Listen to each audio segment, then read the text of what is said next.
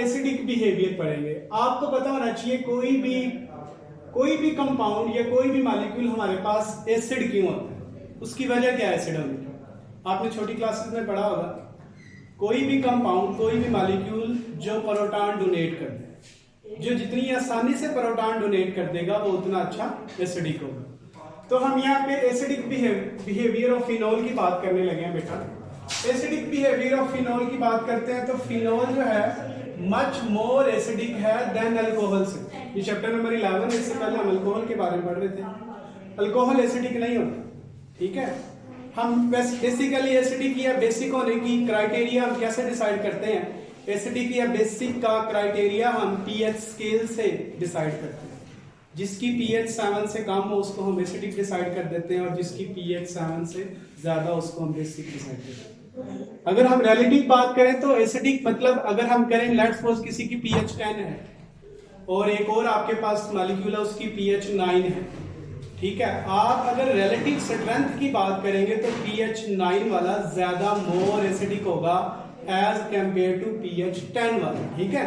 वो अलग बात है, हम उसको बेसिक में अभी बात करें हम स्ट्रेंथ की, उसकी ताकत की। तो एसिडिक बिहेवियर ऑफ फिनोल का इंट्रोडक्शन अगर हम देखते हैं तो वो कह रहा है कि फिनोल जो होता है, फिनोल मच मोर एसिडिक है एज कंपेयर टू फिनोल का। अगर हम एसिडिक क्राइटेरिया देखें तो फिनोल एसिडिक है, ठीक है।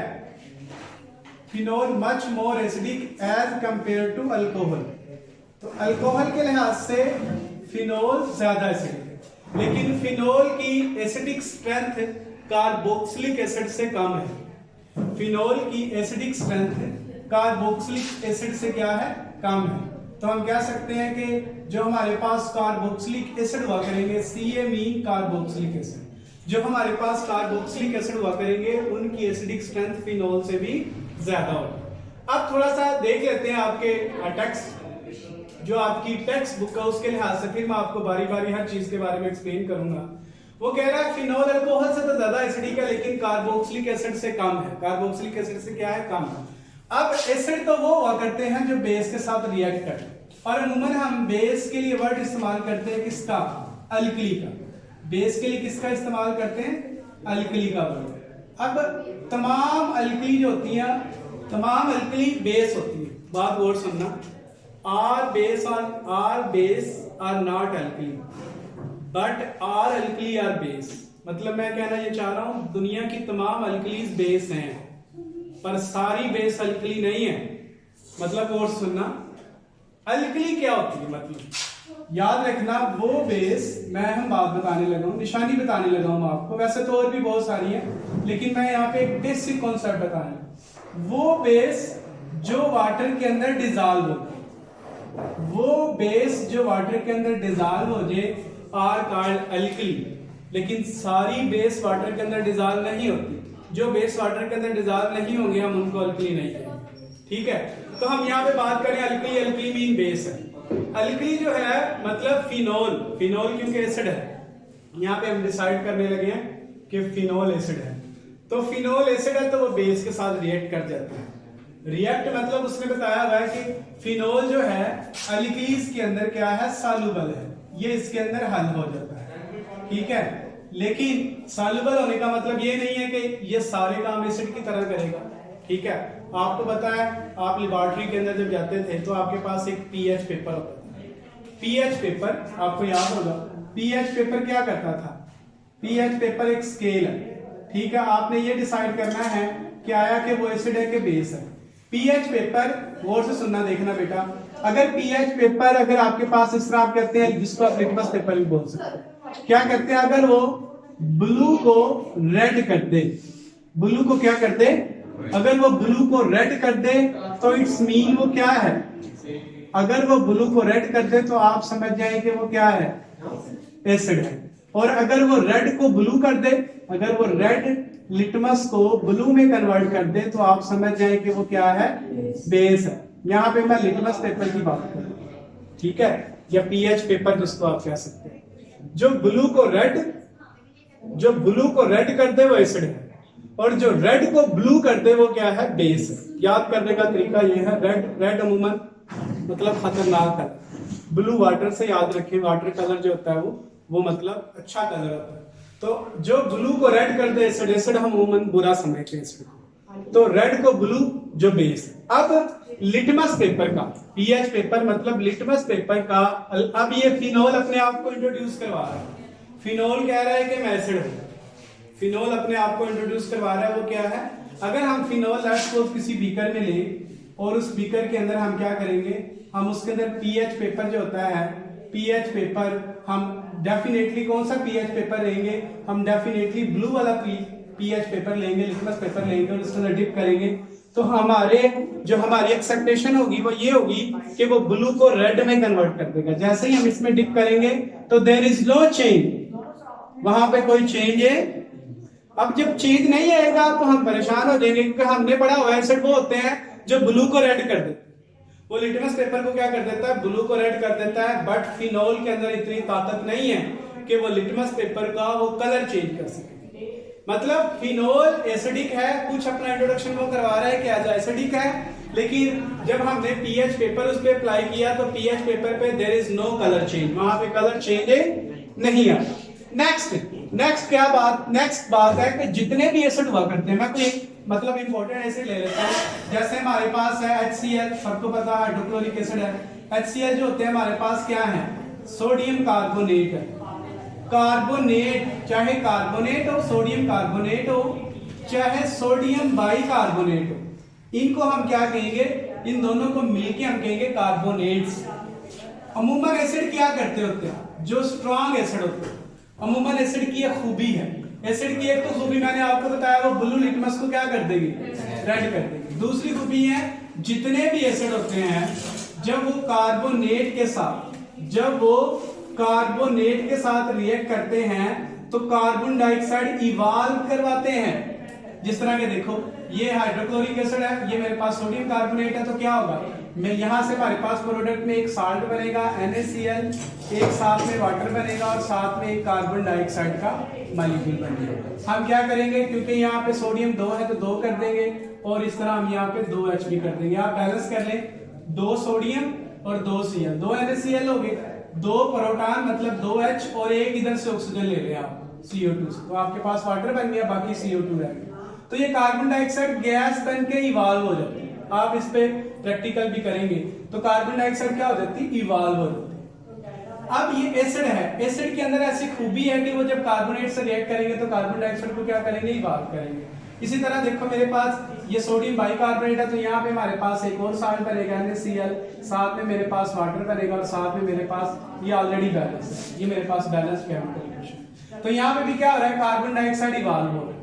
अब हमने ये सोच लिया, हमारे माइंड में ये कॉन्सेप्ट डेवलप हो गया कि जितने भी एसिड हैं जब वो कार्बोनेट के साथ रिएक्ट करेंगे तो वहां से कार्बन डाइऑक्साइड क्या होगी, इवॉल्व होगी। लेकिन जब हमने फिनोल अपने आप को इंट्रोड्यूस करवा रहा था मार्केट में कि आई एम एसिड, तो हमने कहा एसिड तो वो होते हैं जो कार्बोनेट के साथ रिएक्ट करें तो कार्बन डाइऑक्साइड को इवॉल्व करते हैं। जब हमने फिनोल को कार्बोनेट या बाइकार्बोनेट के साथ रिएक्ट करवाया तो क्या हुआ, जब हमने फिनोल को कार्बोनेट या बाइकार्बोनेट के साथ रिएक्ट करवाया तो कार्बन डाइऑक्साइड जो है वो इवॉल्व नहीं हुई।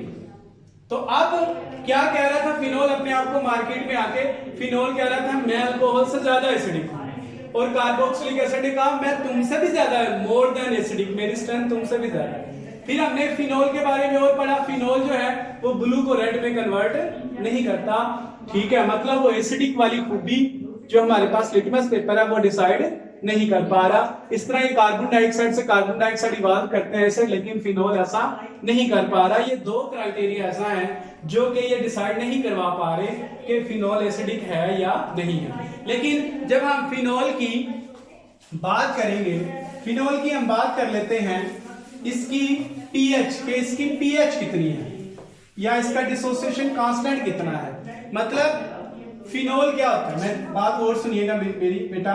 फिनोल क्या मतलब, फिनोल है मेरे पास, देखें बेंजीन रिंग है, बेंजीन रिंग में से एक H को हमने रिमूव करवा दिया, जिस जो से मर्जी कार्बन पर आप एक OH लगा सकते हैं, मैं इस पे लगा देता हूं, ये मेरे पास आ गया एक OH, ठीक है। तो फिनोल एसिडिक तो तब कहलाएगा ना जब हम क्या करें, ये वाला प्रोटॉन जो है, अब होगा क्या, मैं इसको जरा और वाज़ेह करके लिख देता हूं, ऑक्सीजन और हाइड्रोजन के दरमियान में कोवलेंट बॉन्ड बना हुआ है। ऑक्सीजन की इलेक्ट्रोनेगेटिविटी हाइड्रोजन की निस्बत बहुत ज्यादा है और ऑक्सीजन के पास लोन पेयर भी है।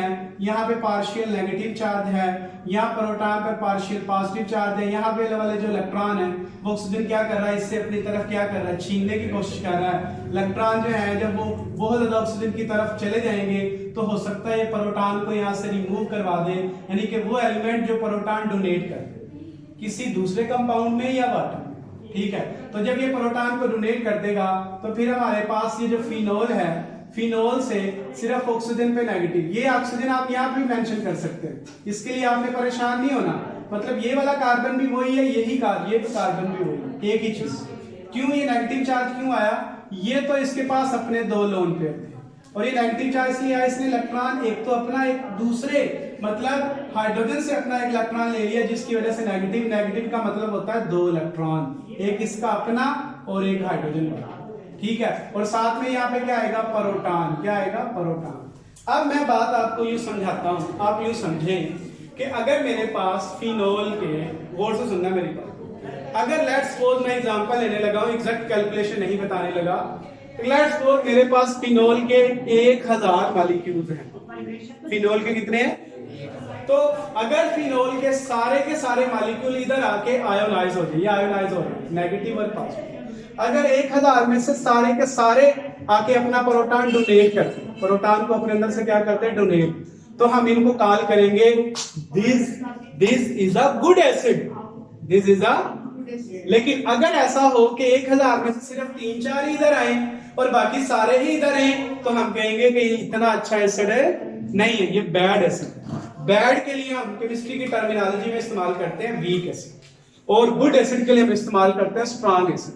अब होता क्या है कि जब हम इसकी कैलकुलेशन करते हैं, इन प्रोडक्ट को ऊपर रखते हैं और रिएक्टेंट को नीचे रखते हैं, और जब इनका डिसोसिएशन कांस्टेंट Ka निकालते हैं, तो जैसे हम जो इसका डिसोसिएशन कांस्टेंट Ka निकालेंगे, A मीन एसिड कांस्टेंट, क्या आएगा, हम प्रोडक्ट की कंसंट्रेशन को ऊपर और रिएक्टेंट की कंसंट्रेशन को नीचे रखेंगे, तो ये मेरे पास है, इस चीज को हम बोलते हैं fan oxide ion, fan oxide ion है, और बेसिकली ये एनाइन है, और ये मेरे पास प्रोटॉन है। तो हम प्रोडक्ट को ऊपर लिखते होते हैं और रिएक्टेंट को नीचे लिखते होते हैं, तो हम क्या लिखेंगे, हम फैन ऑक्साइड की कंसंट्रेशन को, फैन ऑक्साइड की कंसंट्रेशन को हम ब्रैकेट में लिखते हैं, मतलब मोल पर डेसिमल, और साथ में हम लिखेंगे प्रोडक्ट मिला के, मतलब दरमियान में मल्टीप्लाई, तो किसको लिखेंगे, प्रोटॉन की कंसंट्रेशन, ठीक है, और इसको नीचे लिखेंगे किसको, फिनोल की, रिएक्टेंट की मिकदार, इसकी कंसंट्रेशन। और ये मतलब जब हम इसकी वैल्यू यहाँ पर पुट करेंगे, फैन ऑक्साइड के जितने भी आयन बनेंगे,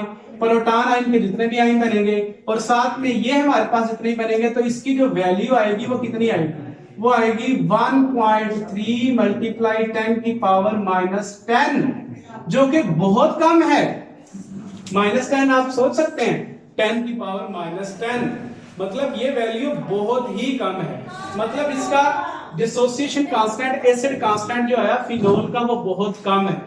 ये जो इसका डिसोसिएशन कांस्टेंट इतना कम आ रहा है, तो हम अभी से रिगार्ड कर सकते हैं कि फिनोल इतना ज्यादा अच्छा एसिड नहीं है, फिनोल वीक एसिड है।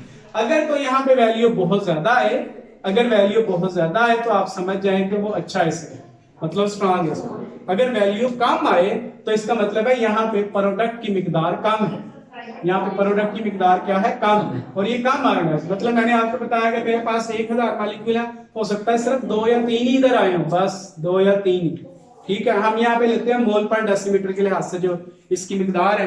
तो हमने क्या बताया, फिनोल ने मार्केट में आके पहले अपने आप को इंट्रोड्यूस करवाया कि we are, I am acid, और कार्बोक्सिलिक एसिड ने कहा मैं तुमसे भी ज्यादा स्ट्रॉन्ग एसिड हूं। फिनोल ने कहा मैं अल्कोहल से ज्यादा एसिडिक हूं। कार्बोक्सिलिक एसिड ने कहा मैं तुमसे भी ज्यादा एसिडिक हूं, ठीक है। फिर फिनोल पे हमने पीएच पेपर, मतलब लिटमस पेपर का एक्सपेरिमेंट किया, तो क्या डिसाइड किया कि उसने कुछ भी डिसाइड नहीं किया।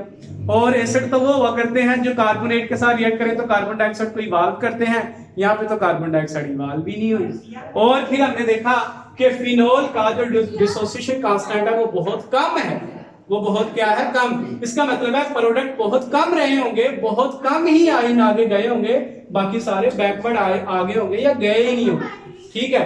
तो हम नेक्स्ट आगे चलते हैं, आगे बात करते हैं कार्बोक्सिलिक एसिड फिनोल। अब जो एसिड हुआ करते हैं, एसिड जब वो पानी के अंदर, हमने कहा था ना एसिड वो होते हैं जो पानी के अंदर डिजॉल्व होकर अपना प्रोटॉन डोनेट कर देते हैं, प्रोटॉन को क्या कर देते हैं, डोनेट। तो फिनोल वाटर के अंदर इतना अच्छा सॉल्युबल नहीं है, मतलब आप क्या लें कि स्पेरिंगली सॉल्युबल है। फिनोल, जो फिनोल होगा, ठीक है बेटा, फिनोल, ये फिनोल है, ये वाटर के अंदर जो सॉल्युबल होगा, इसके अंदर वाटर के अंदर जो इसकी सॉल्युबिलिटी होगी वो कैसी होगी, आप यूं समझ लें कि स्पेरिंगली, मतलब इतना अच्छा सॉल्युबल नहीं होगा। और जब हम पानी के अंदर उसको हम ऐड कर देंगे, पानी के अंदर डिसॉल्व कर देंगे, अभी तो हम लिटमस पेपर लेके आ रहे थे, फिर हम पीएच पेपर लेके आएंगे। आपको पता है पीएच पेपर क्या होता है, 1 से लेके 14 तक रीडिंग होती है।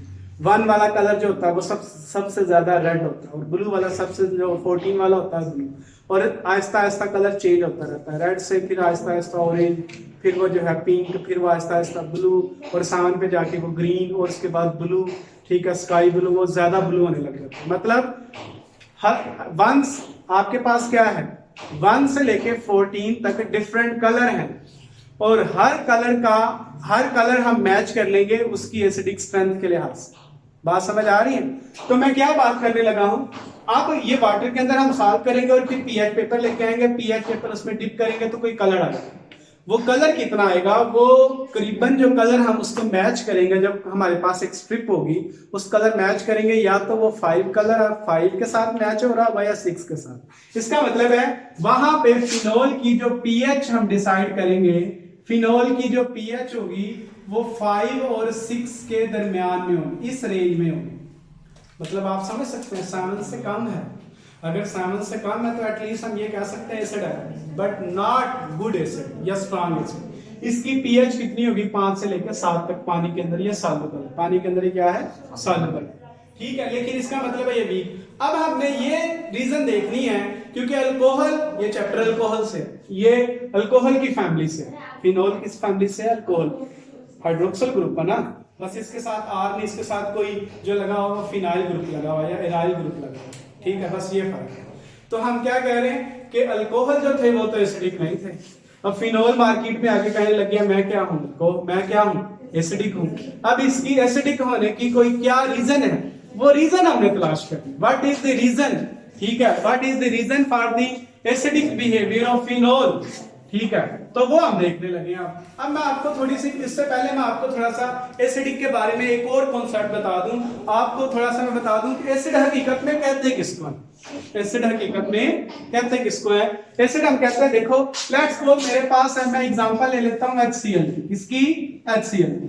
तो हम जानबूझ के रिवर्सिबल रिएक्शन कहने में आयनाइज के वाटर के अंदर लेट्स सपोज हमने इसको ऐड किया, तो क्या होगा, ये प्रोटॉन और ये क्लोराइड आयन नेगेटिव होगा, मतलब ये आयनाइज। अगर मैंने 100 मॉलिक्यूल लिए HCl के और 100 के 100 आगे फॉरवर्ड में चले गए तो हम क्या कहेंगे, अच्छा इसमें होता क्या है, देखो होता ये है बेसिकली H और Cl के दरमियान में कोवलेंट बॉन्ड है। यहाँ पे क्या है, 2 इलेक्ट्रॉन है, क्लोरीन की इलेक्ट्रोनेगेटिविटी जो है, क्लोरीन की इलेक्ट्रोनेगेटिविटी वो ज्यादा है, और हाइड्रोजन की इलेक्ट्रोनेगेटिविटी वो क्या है, वो कम है, जिससे क्या होगा, इलेक्ट्रॉन जो होगा वो क्लोरीन इससे अपनी तरफ क्या कर लेगा, छीन लेगा, इस पर जो होगा वो positive partial negative mean smile pass करेगा, और ये बेचारा टेंशन में होगा। तो क्या होगा, प्रोटॉन यहाँ से अब चला जाएगा, प्रोटॉन की छुट्टी हो जाएगी, प्रोटॉन को इलेक्ट्रॉन जो है वो लॉस्ट हो जाएगा, और ये इलेक्ट्रॉन इसके ऊपर आ जाएगा।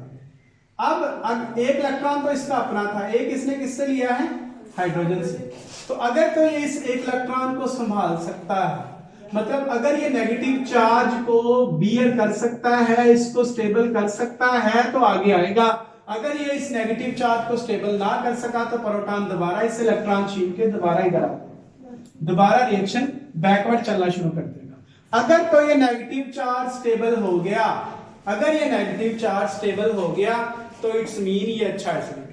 अब ये नेगेटिव चार्ज क्यों स्टेबल हो रहा है, क्लोरीन हाईली इलेक्ट्रोनेगेटिव है, क्लोरीन को 1 इलेक्ट्रॉन चाहिए होता है, क्लोरीन के आखिरी शेल में 7 इलेक्ट्रॉन होते हैं। अगर 1 इलेक्ट्रॉन उसके पास आ जाए तो वो उसको संभाल के रखेगा, ये नहीं कि वो उसको लॉस्ट करेगा, बल्कि इतनी जल्दी अब जाने नहीं देगा, क्योंकि क्लोरीन पर नेगेटिव चार्ज जो है, उस नेगेटिव चार्ज को वो, हम ये नहीं कहेंगे वो बर्दाश्त कर सकता है, बल्कि वो क्या करेगा, वो खुशी खुशी उसको एक्सेप्ट कर लेगा और वो जाने नहीं देगा। मतलब इसने नेगेटिव चार्ज को क्या कर लिया, बर्दाश्त कर लिया। अच्छा, आगे हम चलते हैं। तो अगर हम ये बात करें फिनोल की, एसिड, फिनोल जो है, फिनोल देखिए हमारे पास आएगा फिनोल, ठीक है, फिनोल है हमारे पास। फिनोल के अंदर हमारे पास O है और क्या है, H, ठीक है। यहाँ पे क्या है, लोन पेयर ऑक्सीजन की, ठीक है। यहाँ पे भी ऑक्सीजन की इलेक्ट्रोनेगेटिविटी ज्यादा है, तो इलेक्ट्रॉन जो होंगे वो किसकी तरफ चले जाएंगे, ऑक्सीजन की तरफ। ऑक्सीजन पर पार्शियल नेगेटिव चार्ज आ जाएगा और प्रोटॉन पे चार्ज आ जाएगा पार्शियल पॉजिटिव। जब हम किसी इसको एक्वस मीडियम के अंदर डिसॉल्व करेंगे तो इसके जो प्रोडक्ट बनेंगे हमारे पास फैन ऑक्साइड आयन बनेंगे। अब अगर तो फैन ऑक्साइड आयन बन रहे हैं तो वो कितने बन रहे हैं, यहाँ पे हमारे पास है नेगेटिव चार्ज और ये मेरे पास है प्रोटॉन। अगर तो इसने नेगेटिव चार्ज को संभाल लिया तो ये अच्छा एसिड है, और अगर इसने ना संभाला तो अच्छा एसिड नहीं है। तो अब एसिडिक बिहेवियर ऑफ फिनोल की जो सारी खूबी है, क्यों एसिड है, वाई फिनोल इज एसिडिक, ठीक है, वो सारी की सारी बात इसी के अंदर छुपी हुई है कि यह जो फैन ऑक्साइड आयन है, इस फैन ऑक्साइड आयन का जो नेगेटिव चार्ज है, वो नेगेटिव चार्ज इस रिंग के अंदर गुम हो जाएगा, डीलोकलाइज हो जाएगा, वो इन पाई इलेक्ट्रॉन के साथ इन्वॉल्व कर देगा। Stability of fan oxide ion, stability of fan oxide ion, देखें हमारे पास है, देखें मैं इसको बेंजीन रिंग बनाता हूं। आपको पता है बेंजीन रिंग में अल्टरनेट पोजीशन पे डबल सिंगल बॉन्ड होता है। यहाँ पे हमारे पास है ऑक्सीजन यानी कि नेगेटिव। नेगेटिव का मतलब क्या होता है, दो इलेक्ट्रॉन, एक इसका अपना और एक उसमें हाइड्रोजन। क्या होगा, अब stability of fan oxide ion होगी, इसके रेजोनेटिंग स्ट्रक्चर बनेंगे। क्या होगा, ये वाले जो इलेक्ट्रॉन है यहां से यहां शिफ्ट होंगे, ठीक है, और यहाँ पे कार्बन ने ऑलरेडी कितने बॉन्ड बनाए हुए थे, कार्बन ने देखो यहाँ पे कार्बन था, एक बॉन्ड इधर बना हुआ था, एक बॉन्ड ऊपर, 2 3 4, अब पांचवा बॉन्ड बनने आ रहा है। पांचवा बॉन्ड बना नहीं सकता तो वो क्या करेगा, इन इलेक्ट्रॉनों को वो आगे फॉरवर्ड कर देगा। तो हमारे पास जब भी रेजोनेटिंग स्ट्रक्चर बने तो आपने डबल एरो से बनाना है। तो हमारे पास जो दूसरा जो फैन ऑक्साइड का दूसरा रेजोनेटिंग स्ट्रक्चर बनेगा वो ये बनेगा कि ऑक्सीजन के साथ उस वक्त डबल बॉन्ड बन चुका होगा और यहाँ पे नेगेटिव चार्ज आ चुका होगा, ये वाला बॉन्ड रिटेन रहेगा, ये बॉन्ड रिटेन रहेगा। नेगेटिव चार्ज का मतलब है 2 इलेक्ट्रॉन, और ये 2 इलेक्ट्रॉन फिर क्या होंगे, अगले रेजोनेटिंग स्ट्रक्चर में ये 2 इलेक्ट्रॉन यहाँ पे शिफ्ट हो जाएंगे और ये वाले इलेक्ट्रॉन जो है, ये वाले इलेक्ट्रॉन टूट के इसके पास बाहर आ जाएंगे। तो हमारे पास जो नेक्स्ट रेजोनेटिंग स्ट्रक्चर है फैन ऑक्साइड आयन का, तो हमारे पास वो ये बन जाएगा जिसमें ऑलरेडी ऑक्सीजन के साथ डबल बॉन्ड बना हुआ है। अब नेगेटिव चार्ज यहाँ पे है, यहाँ पे बॉन्ड रिटेन दोबारा बन गया, ये वाला ऑलरेडी रिटेन है। फिर क्या होगा, इन नेगेटिव चार्ज का मतलब 2 इलेक्ट्रॉन ये यहाँ पे शिफ्ट होंगे इलेक्ट्रॉन, ये वाले इलेक्ट्रॉन टूट के बाहर आ देंगे और हमारे पास जो रेजोनेटिंग स्ट्रक्चर एक और बनेगा तो वो कैसा बनेगा, वो ये होगा कि बॉन्ड यहाँ बन जाएगा, यहाँ बन जाएगा, यहाँ से बॉन्ड टूट के यहाँ पे नेगेटिव चार्ज आ गया और अब लास्ट जो स्ट्रक्चर बनेगा वो यही होगा। तो हमारे पास क्या होगा, ये नेगेटिव चार्ज दोबारा यहाँ पर आएगा और ये वाला बॉन्ड यहाँ पे दोबारा शिफ्ट हो जाएगा। तो हमारे पास रेजोनेटिंग स्ट्रक्चर जो लास्ट स्ट्रक्चर बनेगा वो ये बनेगा। अब आप यूं कह सकते हैं कि हमारे बॉन्ड की जो पोजीशन है वो बदल चुकी है। मतलब पहले डबल बॉन्ड यहाँ था, डबल बॉन्ड यहाँ पर, इसमें पहले डबल बॉन्ड जो था वो यहाँ पे नहीं था, पहले यहाँ पर, मतलब बॉन्ड की पोजीशन बदली। ये इसके रेजोनेटिंग स्ट्रक्चर है। नेगेटिव चार्ज देखो गुम हो गया, कितनी देर तक घूम रहा, आप यूं समझ लें इस स्ट्रक्चर में भी घूम रहा, इसके ऊपर ऑक्सीजन के पास अवेल नहीं था, होता और से सुनना मेरी बात, अगर यहाँ पे नेगेटिव चार्ज है तो ये प्रोटॉन इसको स्नैच कर लेगा और दोबारा इधर आ। अब कितनी स्ट्रक्चर है, 1 2 3 4 5, और सुनना 1 2 3 4 5, यहाँ पे नेगेटिव चार्ज है, यहाँ पे ऑक्सीजन पे नेगेटिव चार्ज नहीं है, मतलब हाइड्रोजन के लिए अवेल नहीं है, यहाँ पे भी अवेल, यहाँ पे भी अवेल, यहाँ पे अवेल है। मतलब कुछ स्ट्रक्चर है जो अवेल है कि वो दोबारा उसको स्नैच करके दोबारा रिएक्टेंट बन देगा, लेकिन कुछ स्ट्रक्चर ऐसी हैं जो प्रोटॉन के लिए नेगेटिव चार्ज अवेल, उसका इलेक्ट्रॉन अवेल नहीं। तो ये वो स्ट्रक्चर हैं जिनकी वजह से मतलब ये प्रोटॉन इस इलेक्ट्रॉन को अवेल नहीं कर सकता। जब वो अवेल नहीं करेगा तो रिएक्शन आगे चलेगा, ये नेगेटिव चार्ज स्टेबल हो गया। इस स्टेबिलिटी की वजह से, सिर्फ इस स्टेबिलिटी की वजह से जो हमारे पास जो फिनोल है वो एसिडिक बिहेवियर शो करता है। तो हमारे पास अगर हम इनका जो एसिडिक स्ट्रेंथ का ऑर्डर निकालें, एसिडिक स्ट्रेंथ का अगर हम ऑर्डर निकालें तो एसिडिक स्ट्रेंथ का ऑर्डर ये होगा Ca mean carboxylic acid. Carboxylic acid is much more acidic as compare to phenol, ठीक है, और phenol is much more acidic as compare to water. Water is much more acidic as compare to alcohol. ये मैं आपको decide कर देता हूं कि कार्बोक्सिलिक एसिड ज्यादा एसिडिक क्यों होता है और फिनोल वाटर से ज्यादा एसिडिक है और वाटर अल्कोहल से भी ज्यादा एसिडिक है। मैं आपको इसको डिसाइड कर देता हूं कि इसकी रीजन क्या है। लास्ट टॉपिक है बेटा, बस लास्ट एक दो वर्ड है हमारे पास। देखो कार्बोक्सिलिक एसिड क्या होता है। कार्बोक्सिलिक एसिड होता है Ci3C डबल बॉन्ड और हमारे पास क्या है ये कार्बोक्सिलिक एसिड। और से देखिए अगर ये प्रोटॉन को यहां से लेट्स सपोज प्रोटॉन को रिमूव कर देता है तो प्रोटॉन को इसने रिमूव कर दिया और इस पे चार्ज कौन सा आ गया नेगेटिव। अब ये नेगेटिव चार्ज क्या करेगा, नेगेटिव चार्ज यहां पर आ जाएगा, ये नेगेटिव चार्ज यहां पर आ जाएगा, तो अगले ही लम्हे यहाँ पे नेगेटिव चार्ज होगा इसके लिए अवेल नहीं होगा, इसके लिए अवेल मतलब इस नेगेटिव चार्ज को गुम करने के लिए यहाँ पर कुछ ऐसे एलिमेंट हैं जो इस नेगेटिव चार्ज को डिसअपीयर कर दिया। यहाँ पे था नेगेटिव लेकिन वो गायब हो गया। जब वो गायब हो गया इसका मतलब अब प्रोटॉन को नहीं मिलेगा, इसलिए कार्बोक्सिलिक एसिड ज्यादा है और इसके दो रेजोनेटिव स्ट्रक्चर बनेंगे, एक पहले वाला और एक अब ये बना।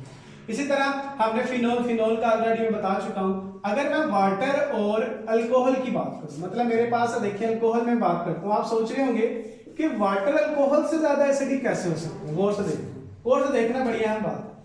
अब मैंने अगर वाटर में से प्रोटॉन निकाल दिया तो इस पर चार्ज आ गया नेगेटिव। Are you agreed? अगर मैं अल्कोहल में से प्रोटॉन निकाल दूं तो इस पर चार्ज क्या आ जाएगा नेगेटिव।